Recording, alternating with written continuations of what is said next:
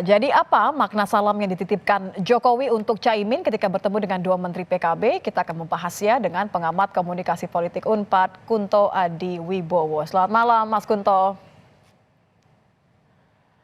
Selamat malam, Mbak Nitia. Mas Apa Kunto, kabar? ini salam silaturahmi biasa atau mohon maaf lahir dan batin. Assalamualaikum, silakan masuk kembali ke koalisi pemerintahan mendatang. Ya, sebenarnya salam ini akan wajar-wajar saja kalau Pak Jokowi dari awal tidak kemudian mengintervensi atau cawe-cawe lebih jauh ya ke Pilpres dan pemilu 2024 gitu.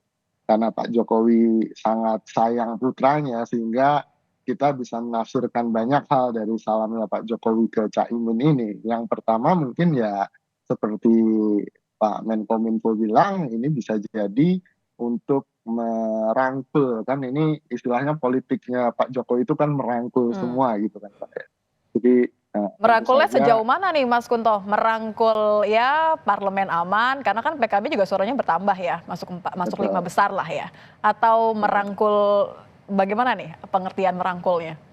Ya, merangkulnya bisa dua hal. Yang pertama nanti ketika pemerintahan baru terbentuk, lalu kemudian butuh koalisi pemerintahan yang lebih kuat, gitu kan. Di situ PKB dirangkul, dan tentu saja dua menteri ini mungkin kan juga dijanjikan juga, ya udah dua menteri lagi atau mungkin tambah tiga gitu kan. Hmm.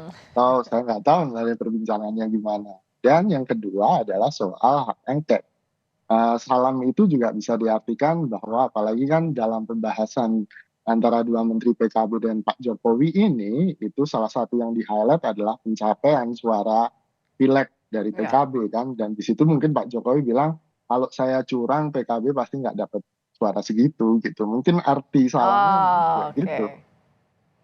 Kalau terkait ini bicara curang ya, tapi kan PKB juga termasuk partai yang kemudian mendorong hak angket di DPR.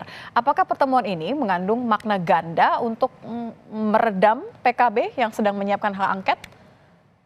Ya bisa dibaca demikian Mbak gitu. Apalagi kan kita tahu PDIP juga masih maju mundur kan bagaimana nanti akhir dari hak angket ini. Apakah pemakzulan, tampaknya nggak pemakzulan, tapi kalaupun nggak pemakzulan lalu kemana gitu kan. Ini soal hak angket kecurangan ini kan masih belum ada ujungnya Hmm. gitu.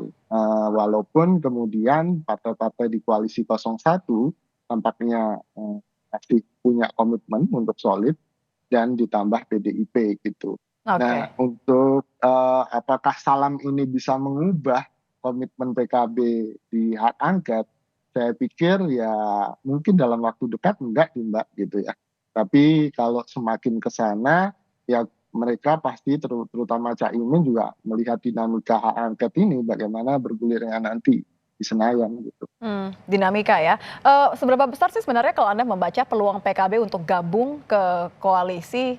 Karena kan dari awal juga kita melihat ya, PKB mengusung koalisi perubahan, tapi dua menterinya sampai detik ini masih ada di pemerintahan Jokowi.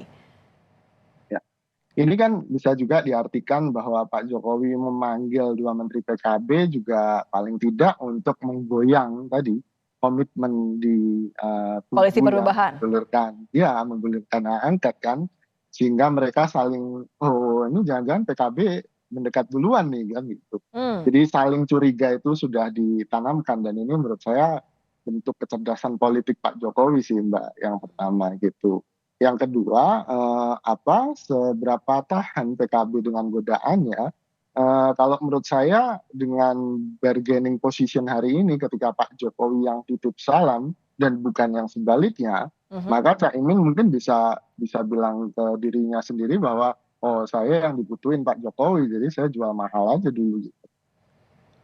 Saya yang dibutuhkan gitu ya. Oke, oke, jadi kalau Anda melihat, siapapun yang memulai penjajakan yang terlebih dahulu, ini nampaknya potensi untuk PKB gabung ke koalisi Prabowo akan jauh lebih besar karena politik itu cair. Terima kasih Mas Kunto sudah bergabung bersama kami di Kompas Malam. Selamat malam. Selamat malam.